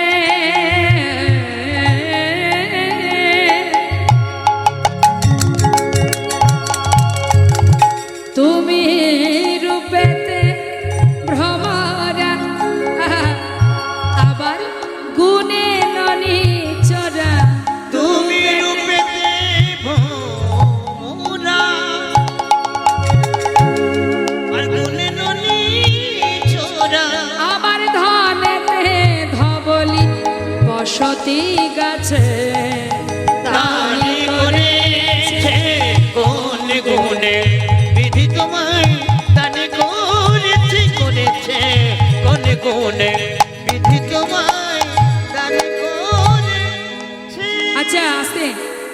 যদি ঘরের মেয়েকে বিয়ে দিতে চান তো সবার আগে আমরা পাত্রের বাড়িতে গিয়ে কি দেখি মা? জোরে বলুন। বিবাহ তো হয়েছে, বাড়ির গার্জিয়ানরা যখন গিয়েছিল সবার আগে কি দেখেছিল? কি বলেছিলেন? আগে কিন্তু জামাইটা দেখবে কেমন দেখতে, তাই না? না হলে কিন্তু বিয়ে করব না। ধন সম্পত্তি পড়ে থাক, আগে আমার স্বামীটা কেমন হবে সেটা ভালো করে দেখবে, তাই না? তা আগে আমরা কি দেখি? আগে দেখি রূপটা। হ্যাঁ, তা আজ আমার গোবিন্দকে দেখে সখীরা বলছে, শ্যামনাগর তোমার গুণের কথা বলি, তুমি রূপেতে ভ্রমরা, মানে অন্ধকারকে জয় করেছো, ভ্রমরের মতো কালো তুমি। তাই এই তো তোমার রূপ, কে তোমায় ভালোবাসবে বলো? আচ্ছা ঠিক আছে, রূপ নেই, ছেলের যদি গুণ থাকে সে ঘরে অনেক সময় মেয়ে বিবাহ দেওয়া যায়। গুণ, গোবিন্দের গুণের কথা বলবো মা? সখীরা বলছে, আহা কি গুণ, কি গুণ, ঘরে ঘরে ননি চুরি করে খাও, এই তো তোমার গুণ। আচ্ছা ঠিক আছে, সেটাও ছেড়ে দিলাম, যদি তোমার অনেক ধন সম্পদ থাকতো তাও মেনে নেওয়া যায়। ধন সম্পদ বলতে যাদের নিয়ে মাঠে ঘুরে বেড়াও ওই গরু বাছুরগুলো, তাও তো সেগুলো তোমার নয়, তোমার পিতা নন্দ মহারাজের। নিজের তো কিছুই নেই, কি আছে তোমার শ্যামনগর? রূপেতে ভ্রমরা, গুণে ননিচোরা, ধনে ধবলি, আর বসতি কোথায়? গাছের ডালে, সারাদিন ওই গাছের ডালে বসে থাকো, এই তো তোমার গুণ ক্ষমতা, কে ভালোবাসবে বলো? শ্যামনগর সাবধান। আরো বলি শোনো, হইয়া বামন তোমার স্বভাব এমন, হইয়া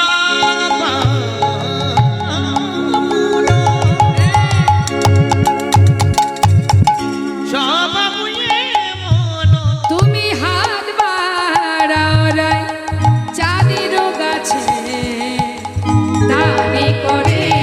বলো কোন গুণে বিধি তোমায় দান করেছে? বামন হয়ে চাঁদে হাত দিতে যেও না, আমাদের রাধারানীকে স্পর্শ করবে না, কেমন? সাবধান। গোবিন্দ বলছে, আচ্ছা আমার গায়ের রং কালো বলে এত কথা বললে, কিন্তু বলি সুন্দরী, তোমরা কি জানো যাদের গায়ের বরণ কালো হয়, কালো রং যাদের হয়, অঙ্গের বরণ যাদের কালো হয়, কালোর কত গুণ আছে? কি গো, আছে নাকি কালোর গুণ আছে? সখীগণ বলছে, কালোর আবার কি গুণ থাকবে? আছে গো, আছে। বলবো তাহলে? ঘরে যদি কালো বরণের কোনো কন্যা থাকে একদম দুঃখ পাবেন না, আমার গোবিন্দের অঙ্গের বরণ কালো। হ্যাঁ, তাই বলছে শোনো অসুন্দরী, কালোর কি কি গুণ আছে এবার শোনো। কালো কালো করোনা ও গোয়ালার ঝি, কালো কালো করোনা ও গো আলার ঝি,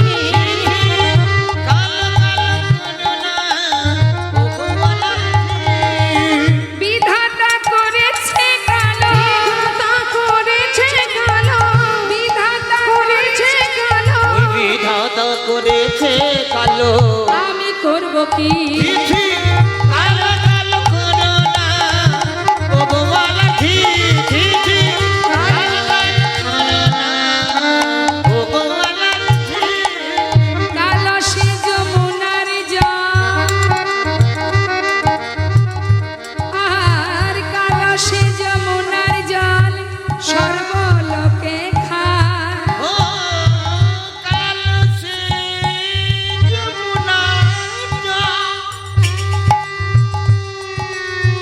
সর্বলোকে খায়, কালো মেঘে বৃষ্টি হলে জগত জোড়া, কালো মেঘে বৃষ্টি হলে জগৎ জোড়া, ঝি কালো কালো করোনা ও গোয়ালা ঝি, ঝি ঝি, কালো কালো করোনা ও গোয়ালা ঝি, ঝি ঝি, কালো কালো করোনা গোয়ালা ঝি।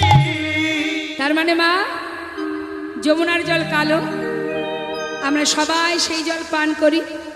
আবার আকাশে যত সময় কালো ঘন মেঘ না হয় তত সময় তো বৃষ্টি আসে না ধরায়। আর বৃষ্টি না হলে এই জগৎ ঠান্ডা হবে না। তাহলে কালোর গুণ আছে, হ্যাঁ, চোখের মণি কালো, মাথার চুল কালো, তাই তো? এই যে চারিদিকে অন্ধকারটা দেখতে পাচ্ছেন কালো, এই অন্ধকারটা আছে বলে আলোর এত গৌরব। এই যদি অন্ধকারটা না থাকতো তাহলে আলো পেয়ে আমরা খুশি হতাম? সারাদিনই যদি আলো জ্বলতো, সারা রাত যদি আলো থাকতো, তাহলে কি ভালো লাগতো? কালো আছে বলেই তো আলোর এত গৌরব। হ্যাঁ, বলি শোনো অসুন্দরী, গায়ের রং ফর্সা বলে অহংকার করো না। যারা কটা হয়, ফর্সাকে চলিত ভাষায় বলে কটা, তা যারা কটা হয় তাদের কথা শুনবে? তাহলে শোনো। কালো সে নয়নের মণি সুনয়নী কয়, কালো সে নয়নের মণি সুনয়নী কয়। কালো সে নয়নের মণি সুনয়নী কয়। যাদের চোখের মণি কালো হয় তাদেরকে সুনয়নী বলে বাবা। আবার দেখবেন অনেকে চোখের মণি একটু কটা হয়, তাদের কি বলে জানেন? জানে না তো? আজ আমার গোবিন্দ বলছে কাদেরকে? সখীদেরকে। অসুন্দরী, গায়ের রং ফর্সা, অহংকার করছো তো? শোনো, যাদের গায়ের রং মানে চোখের মণি যাদের কালো, অর্থাৎ আমার গায়ের রঙের, তাদেরকে সুনয়নী বলে। আর যাদের চোখের মণি তোমাদের গায়ের রঙের মানে কটা হয়, তাদের কি বলে জানো? কটা চোখ দেখলে পরে বিড়াল চোখ কয়। ঝিঝি কালো কালো করোনা ও গোয়ালা ঝিঝি কালো কালো করোনা ও গোয়ালা ঝিঝি কালো কালো করোনা ও গোয়ালা ঝিঝি। কালো তাল আদর করে ঘরে নিয়ে যায়, কালো তালে আদর করে ঘরে নিয়ে যায়। বাজার থেকে কেউ কালো তাল কিনে আনলে আমরা আনন্দ সহকারে সেটাকে ঘরে তুলি। কিন্তু কেউ যদি একটা বাজার থেকে কটা তাল কিনে আনে, খেয়েছেন কখনো কটা তাল? কেমন লাগে খেতে? তাহলে যারা কালো হয় তারা কি হবে? মিষ্টি। আর যারা কটা হবে সর্বনাশ, বলবো না, তাহলে আর বাড়ি যেতে পারবো না। কটা থালি দেখলে পরে দূরেতে ফেলা, কটা তাল দেখলে পরে দূরেতে ফেলা। ঝিঝি কালো কালো করোনা ও গোয়ালা ঝিঝি হরিবল হরিবল তাই মোর হরিবল। ও গোয়ালা ঝিঝি। আমার রাধারানী বলেছে সখীরে, না না আর আমার বধূকে কষ্ট দিস না, চেয়ে দেখ ঘামি আছে চাঁদ মুখখানি, দে দে সখী আমায় পসরা দে, আমার পরাণ বধূর সেবা দেব। যার লাগি ওই বাদিনীকে ছেড়ে এত দূরে আসা, দে সখী আমায় পসরা দে, ক্ষীর সর নবনী দে, আমি আমার বধূর সেবায় লাগি। দে সখী পসরা দে, আর কাঁদাস না আমার বধূকে। হ্যাঁ, এত করে বলেছিস বলেই তো তিনি কষ্ট পেয়েছেন। দে বলছি, দে সখী পসরা দে, দে দে পসরায়ানি,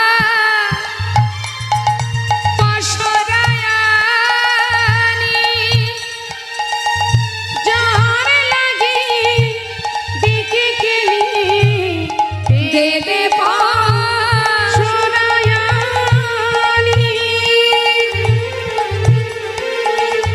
যার লাগি দিকে গেলি সেই ক্ষীর বহনে।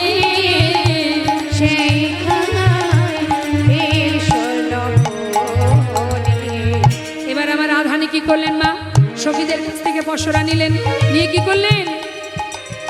এত বলি মনের সুখে তুলে দিল বধুর মনে, তো বলে মনের সুখে তুলে দিল মধুর বলে মনের সুখে তুলে দিল বধুর মুখে।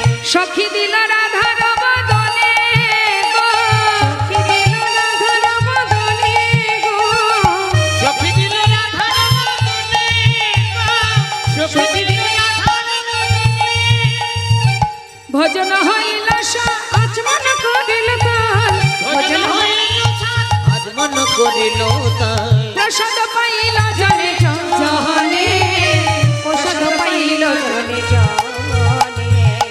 এত বলি মনের সুখে দুহার দুহার মুখে এত বলি মনে সুখে দুহারে দুহার মুখে। এত বলি মনের সুখে দুহার দুহার মুখ। দুহুরূপের বলি হারি যায় দুরূপে বলে হারি যাই না, দুরূপে বলে হারি যাই। দুহুরূপের মাধুরী দেখি আসে নয়ন ওই ভরে দুরূপের মাধুরী দেখি আসে নয়ন ভরে। দুহুরূপের মাধুরী দেখি নয়ন ভরে রূপের মাধুরী দেখে আসে নয়ন ভরে।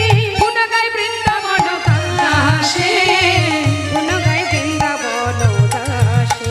একবার নয়ন ভরে দেখে না নয়ন ভরে দেখে না আমরা নয়ন ভরে দেখে না নয়ন ভরে দেখে নাও। আমার রাধা গোবিন্দের যুগল মিলন নয়ন ভরে দেখে না আমার ভগবানের জীবন মিলন নয়ন ভরে দেখে নাও। আর ভাগ্যে হয় কি না হয় নয়ন ভরে দেখে না আরে ভাগ্যে হয় কি না আহা রাধা গোবিন্দের যুগল মিলন আর ভাগ্যে হয় কি না রাধা গোবিন্দের যুগল মিলন আর ভাগ্যে হয় কি না নয়ন ভরে দেখে নাও, নয়ন ভরে দেখে নাও, নয়ন ভরে দেখে নাও গো। জনিতায় জয় গৌর রাধা গোবিন্দের মধুর লীলাকে আমরা এবার বিশ্রাম রাখবো সবাই আমরা সখীবেষ্টিত হয়ে এবার যুগল গুণগান গাইব দর্শন করুন রাধা গোবিন্দের মধুর মধুর লীলা এখানে আমরা বিশ্রাম রাখছি রাধানি বললেন সখীরে আজ যখন মধুর চরণে এসে পৌঁছালাম আর আমি ফিরবো না সখীরা বললেন এমন কথা বলিস না রায় যে ঘরে থেকে এসেছি সে ঘরেই যেতে হবে সারা জীবনে যদি বধূকে পেতে চাস তাহলে এখন ফিরে চল বধূকে সেবা দিয়ে চল আমরা সবাই ফিরে যাই এবার আমার রাধারানী বধূর বাম পাশে দাঁড়ালেন আমরা সবাই বধূর বদন দর্শন যুগল দর্শন পাবো আসুন সবাই মিলে আমরা গাইব জয় রাধে জয় রাধে